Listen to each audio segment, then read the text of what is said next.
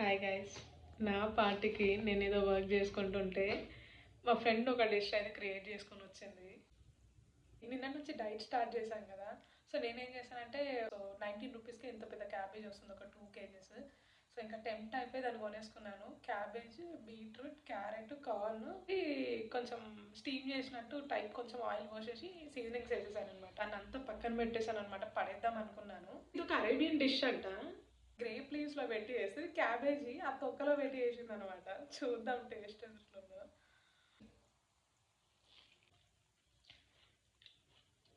నిజం చెప్పాలంటే గడ్డి గడ్డి ఉంది.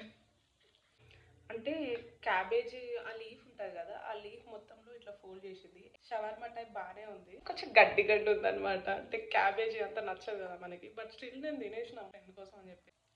మీరు ఈ డిష్ని అయితే అస్సలు ట్రై చేయండి. Thank you. సబ్స్క్రైబ్. బాయ్.